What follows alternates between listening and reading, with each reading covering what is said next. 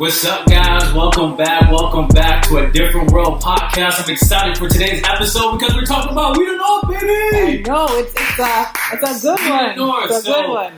To all the people watching and listening, this is a Different World podcast, a podcast where we thrive on having disruptive conversations about sex, politics, religion, and today, sports. I'm your host, Corey Kareem, alongside to the lovely and beautiful Angelina Williams. And today we have some special guests from the city of Toronto represented across the GTA. So I'm going to let you guys introduce yourselves. So to the left of me, I have Mr. Omar Miles. And Coach, community leader, high school teacher. There you go. To the left of Omar, myself, Elvis Denis, co-founder of the Performance Group Basketball Association, short TPG, basketball enthusiast, Brampton legend. Here we are. Awesome. Yeah. I like that you can back away from that Brampton legend. Yeah. You let us know. Duane Watson. I guess I'm the Duane Wayne for today's podcast. Yeah, I guess so. All right. TSN Radio, NBA TV, The Hangout, of course, NBXL, Crown League, and a bunch of other things. Long resume. The legend. Yeah. Long resume. I don't think I've ever seen you this excited for an episode before. Yeah, I've been wanting to do this one, and the timing is right. So let's get right into it. Yeah. So fellas, what do y'all see Toronto basketball in the next 5 to 10 years? I mean, for me, being someone who's operating at the grassroots level, I've been saying this for a little while now. I feel like in the next 5 to 10, we'll get to that point where the NBA draft, it's like one American, one Canadian. 2 Canadians, 2 Americans. It literally, that first round, that first 30 pick is going to be so balanced with guys from Canada, just based on where our talent level is now. Right. And I think a big part of that is the guys or the kids that are playing now are what I call second generation ballers. Okay. Right. So like, you know, I was born here and then migrated back from Jamaica. Right. And my parents never knew what the sport was, and I had to learn the game on my own. Right. Whereas now these kids, they have guys who have played high level basketball who are teaching these guys from home they can walk. So that's where I think when you talk about second generation ballers, I think there's a big difference too, because it works in favor of why basketball has evolved so much. Because I grew up in street hockey, right? But kids are coming in from like West Indies, Africa, Eastern Europe, and they didn't grow up on hockey. They grew up on like basketball and soccer. So they're bypassing the whole hockey thing, and they're going straight to hoops. Yeah. I think probably in the next 5 to 10 years, probably the most important time, because the talent has been there for a while. We're seeing it get on our level, but it's all the other stuff, like, you know, the coaches, developing the coaches, the media, the agents, like the infrastructure is growing too, right? So the talent's been there. We have number 1 draft picks, we got all-stars, we got that stuff, but you're going to have like agents and coaches and more media like stuff like this. Right. That's going to be evolving and growing in 5 to 10 years. It's going to kind of help prop the game. Right. And I definitely believe that, because if I'm not mistaken, we had 3 Canadians in the first round. Is that the most that we've ever had in the first round before? I think it was a year that it was like Wiggins, Stauskas, and Tyler Ennis. Yeah. So I see that definitely happening a lot more as the time goes on. But sorry, I don't think you need to quantify it on the draft, which is great, because I think now the NBA has changed so much where you can knock, like Fred VanVleet, for example, got a draft right off the street. And the way the G League is happening too, where there's opportunities there. So I think if guys don't get drafted in the second round, that's not a bad thing anymore, because the pool is so much bigger. Yeah, absolutely. I just want to tap onto what Elvis was saying. The grassroots programs across the GTA, but also all of Canada, has been huge in development for not only the kids, but also the parents and also the coaches. So we are becoming now professional coaches, not just community role coaches, right? So the fact that we have professional coaches in the NBA now, some of the guys I've played with that are now in the NBA coaching has been huge for the success of the Toronto Raptors and hopefully many other cities in Canada. I'm going to add one more thing. Sorry. Yeah. The women's game, too. 5 to 10 years, like that's going to continue to grow and evolve, too. So, let me... say again. So, I'm excited about that. I just saw Kia Nurse getting signed by Jordan Brand. And I have 2 younger daughters, and I know Elvis has 2 young sons that I've seen play all the way through, and from the time they were babies in the gym. So, like, my girls have grown up in the gym alongside of, the basketball community. Yeah. And I'm excited for them in this new generation of basketball because you didn't see girls playing all the time. And now that my daughter can identify that the next female baller is huge. Been a big thing for community basketball. That's huge. So let me ask you guys this. Being the credible ballers that you guys are, what city or what area in the GTA produces the best ballers? I know this might be a little... So Elvis chuckled, right?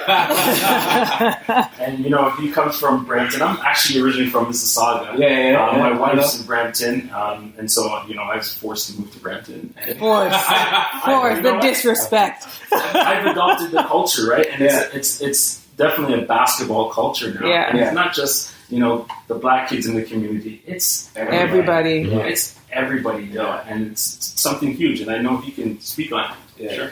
Yeah, I mean, I'm going to ride with my city. I'm going to go with Brampton. I mean, Tyler Ennis, Anthony Bennett, Tristan Thompson.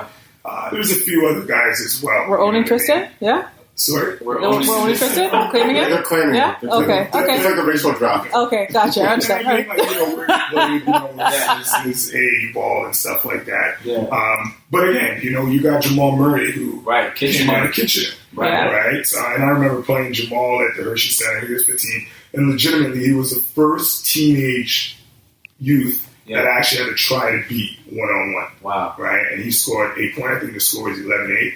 And I ain't never played him since. You can understand why. Dude is about to be an NBA All-Star. Yeah. Right? So at this point in time, it really don't even matter the city. It's tough to say which city is producing the most talent. Yeah. I'd agree with you on that. I think because so many players that come from so many different parts, and we're still kind of on that level, kind of finding our footing and whatnot. I mean, because Jamal, for example, from Kitchener, you got guys from kind of all over. And I mean, back in the day when New York used to kind of be the hub of basketball in the States, Scarborough was kind of like that, but it's changed and evolved. And I think we're finding people in different pockets and whatnot. So it's the migration patterns of people with money. In the 70s, a lot of Caribbean people lived in Toronto, and now you've seen them going east and west. The GTA and the African community coming in, and you see a great generation of Somalian kids. Yeah, right. Yeah, that's true. I gotta say too, man. Like the Ajax, Pickering. I've seen a kid. I think his last name his full name might be Jacobs Hummins or something like that. His dad really played at Guelph. But I seen this kid who's in grade 7 right now, and dude did a Jordan Lee dunk in a game last weekend. Absolutely crazy, right? Dude is 12 years old. Wow. Right? So he's playing for a really good coach, actually. Bill Crowdis, who was like a 2 or 3 time All-Canadian at Durham College at their leading scorer. He's his coach, right? So he's obviously empowered him to kind of have that confidence and freedom to kind of, play his game. But dude threw a real dunk down. Yeah. And I don't think that was my first time seeing him. I don't think anybody knows who How tall is he? I'd say about 6'4". Okay. Yeah, he's got some nice size to him. Wow. At 12 years old. You know what? Holy smokes. Yeah, the one guy I remember doing that at my age was Olu from Scarborough Blues. Yeah. He was 13. He was about 6'4". He was throwing it down. So, Toronto's still relatively young in our basketball life, but who do you think is the best to come out of our city that's playing right now? That's playing right now, or sorry. Actually, let's do all time. Let's do a little broader and say all time. So obviously we knew this question coming in, so it's not like I'm thinking on the fly, and it's kind of tricky because I don't know Phil Dixon, and Phil Dixon was playing in the late 80s and a high school player. So it's one of those Oscar Robertson where people don't have the internet or the videos, whatever. Yeah. But I mean, he was putting up 40 points before 3-point line. He could shoot. Wow. He went to Utah and had an injury and messed up the nerves. This guy could do it all. And for me, it's I'd heard about him and not really seen him a bit. Yeah. But then I played with him played against him in the league in his 30s, and I was I'm younger. I wasn't I got this, but I was this guy can still play. You know what I mean? And his strength is IQ is court awareness, and I think he's got it. He is the battlegrounds. We can talk about that where he won the one-on-one competition with this. This guy's younger than him, so Phil's my guy. But there's no more wrong honestly. So Phil Dixon is definitely my guy. So I never had a chance to play against Phil or anything like that. But when I was in high school, a coach of mine brought me down to Bathurst Heights. And, we walk into each other. And I'd always heard of Phil Dixon. I read about him putting up crazy numbers. And, he's there and he's working out. And this is when they came up with this apparatus, like this rim that went on top of the rim. And then they had the big ball. Right. So not only has he decreased the size of the actual rim, but he's using a ball that's bigger than the regular ball. And I seen dude rail off 13 straight three-pointers using that big ball with that small rim on top. Wow. Dude was just lights out. Wow. And then next to him, I would say Bobby Allen. Bobby Allen was a guy that just could get buckets, and he made it look easy. And again, he was one of the few guys when I was coming up that took a moment to be like, hey, you ain't got to dribble so much. Right? The key to the game is to get to your spot. And the fact of the matter is, if you got to move and they can't stop the move, you don't have to change the move. Right? And then he taught me to add variations to that move. Right. So it's like you give the same look every single time down, but it's like an audible of that move based on what the defense is doing. And then my game literally went to a completely next level just from that conversation. Wow. Right? So those two guys, but Phil Dixon, 1A, Bobby Allen, 1B. And that's where I'm going. And then my take is RJ Barrett. Oh, right? Ooh, okay. And I've been around basketball for a while, and I had an opportunity to watch guys like you play, and guys when Jamal and Colin played back then at Eastern. But watching this young man take over the United States of America, right? And being in that conversation of player of the year as a grade 12 kid. So a kid that still had one more year potentially to play in high school. Sure. And then go to Duke and dominate the league as well. And then have the opportunity to potentially be drafted in the top 3 in the NBA, I think is incredible. And that just represents all the guys that can come before him. So, but I'm going to ask you the question. I'm going to do your job. But the question is the best ever. Yep. So you're going to say RJ is the best ever.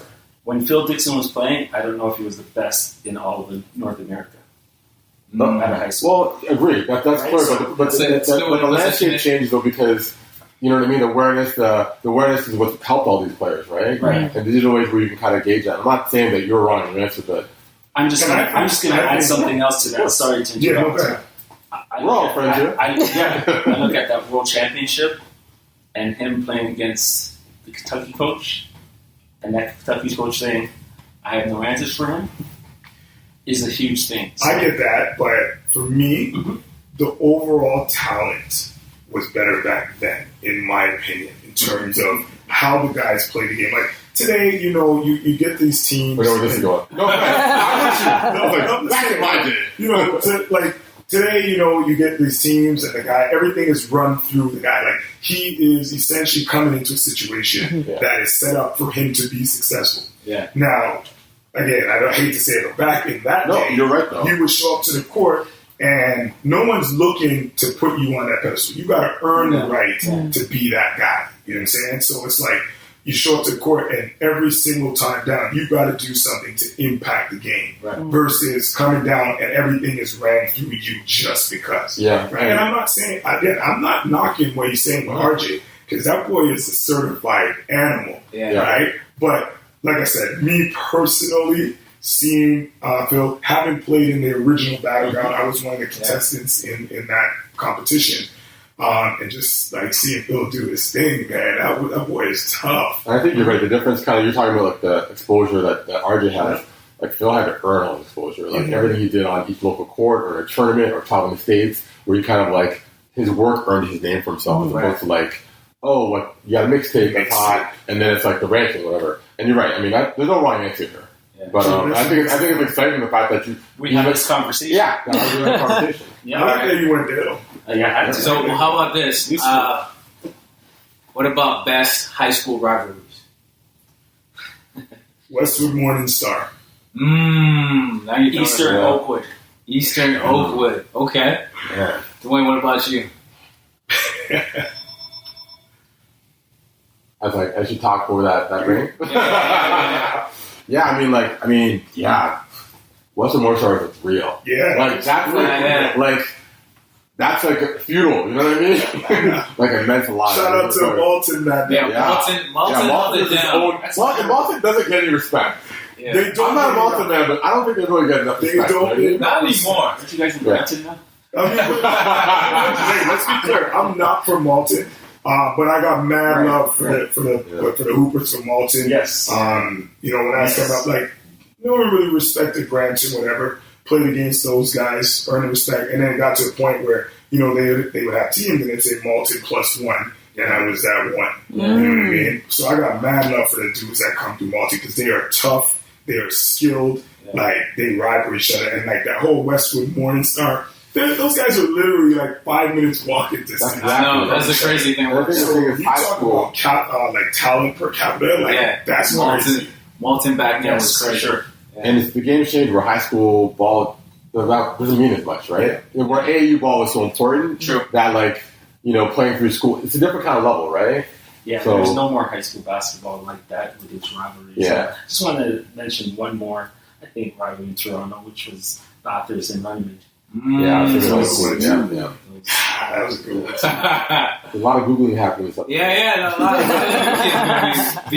Googling. But, so where do you guys feel Toronto ranks in the world right now in the basketball pool of talent? Where would you position us after the U.S., obviously? I would look at it as a GTA in its entirety, and what we're producing is I don't think it's matched anywhere else.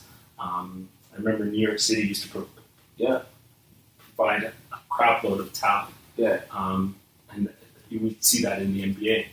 But the GTA is providing that now. Yeah. And the media is up here as well. Yeah. It's a great time to be alive. Yeah. I don't even know for second to the U.S. I mean, when you look at it, like the state of California has more people than all of Canada. Correct. Right? And then you got 51 other states. Right. And look no further than like the junior NBA, right? Yeah. So the way that that's set up is like we have a club team that just goes and plays, and if you win your province, you get to play in the regional tournament to go. But then you look at Asia, Africa, US, they're having all these regional, essentially, tryouts to put together this super team that Canada's regular club team, right? And Omar's breakdown, it's just a regular OBA club. It's like, here's a tryout. 11, 12 guys, we pick them, and off we go. Yeah. Whereas those guys have like an entire nation where they can bring the talent together from all over their respective countries, right? So we're right there competing with these guys. So I don't think we're second to anyone. I mean, I'll still say second because, I think it is, but like we're talking about the talent we see in the NBA. Mm-hmm. Now, this draft alone, there's a bunch, the most ever Canadians can be in this draft, and those guys alone could be a team. So I think like we've really come a long way in terms of developing a high caliber talent, as opposed to like guys who come in and have roles and stuff, but there's stars and killers who are coming out in this country. Yeah. Cool. So last thing, Raptors. Last week was pretty epic, pretty big for the city, for the country. Mm-hmm. So where were you guys at that time? Were we watching the game? What was going through your mind, and what does it mean for the city? Man, I can be honest. I'm not a Raptor fan. Yeah. Don't say Lakers. No. I'm not a fan of any particular team. Okay. Like, since Jordan retired, that was it. I wasn't really rocking with any team. It's just certain guys that I like. I like the game. I like their, just like Russell Westbrook. He brings something different to the game. So I wouldn't say I'm a Raptors fan. What I am a fan of is the city, right? Mm-hmm. This is our city, so I'm a fan of the fact that the Raptors are putting on for the city and, in fact, the country. And being a basketball fan, we've been waiting for a very long time. And now it's there. And I mean, like, in 2014 was the last time I really felt the energy like this. Yeah. The Maple Leafs were in the playoffs. They blew that 3-1 lead to Boston. Yeah. And that's how We the North was created, right? Yeah. Like, within that 2-week time frame, I got involved with some really cool producers and so forth. And, we created We the North, the commercial. And that energy then is now magnified 10 times over. Yeah. Right? Oh, yeah. And they actually brought the commercial back, which is pretty cool, too, because now they got the edits with Kawhi and stuff like that. But, like, the energy that the city has right now. But to answer your question, I was sitting in the Jack Astor's at Queen and 410 with one of my coaches, Paul Coley, and his family, whatever. It's crazy because people in the restaurant are chanting at the screen. Yeah. Which is kind of crazy because nobody had a TV, but you just that energy and that feel is just crazy, right? Yeah. I was in Jamaica for my best friend's bachelor party. We were in Runaway Bay at some bar, and we had taken over. And we made sure that they had the game on because it wasn't showing at one of the houses we were at. And I think for maybe 20 to 30 minutes after the game, we were still in shock. Wow. And just cheering, giving each other hugs and saying, I need a North. You should have teared. You know what? No, but I was very emotional. So quite emotional.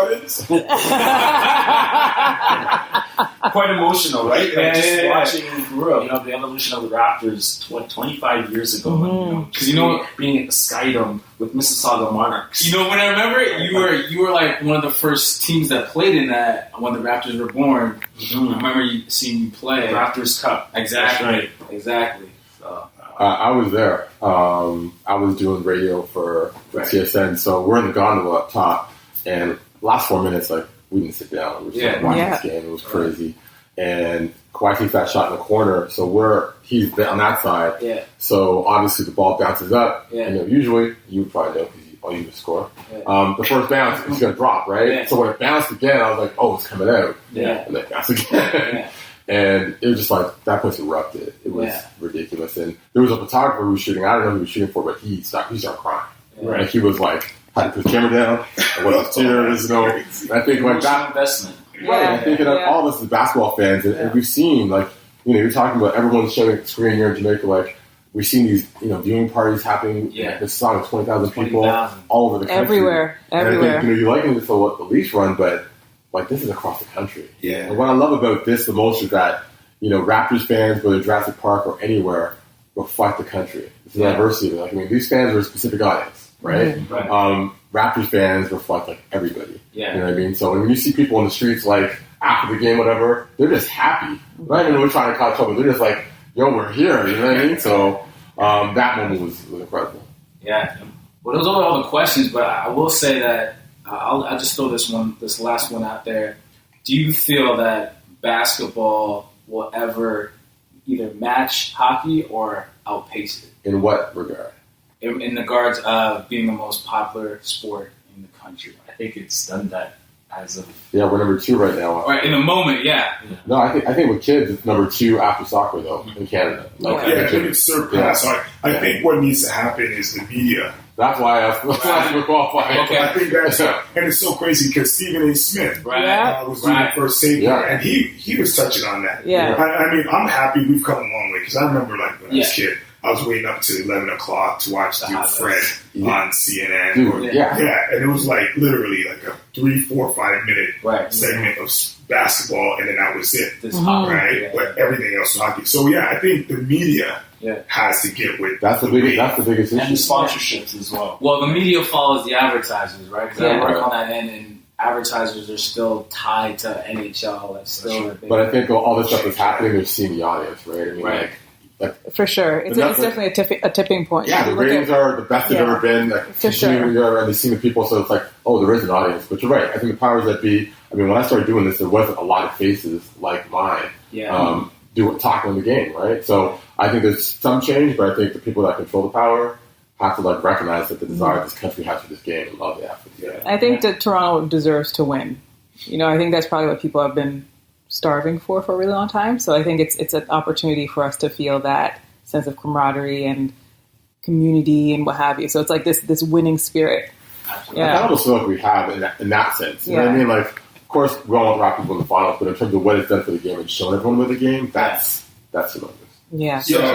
People are saying, even if we don't win, we've won. And that is true on some levels. But, as we're talking about the media and corporate sponsorship, like I said, I feel like if the Raptors do pull this off, then again, that will really push the needle. Pendulum will swing the other way for sure. Direction. So real quick, predictions. Raptors in or 6? Raptors in 6? I'm saying 7. Raptors in 7? I'm saying 7. 7? I say 7. 7? I'm 7 as well. Yeah.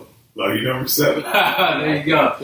Real quick, shout out your IG or social handles if you want. Omar, teacher at B-Ball Miles. Okay. I'm more active on Instagram than any other social media platform, and that's ED Does It.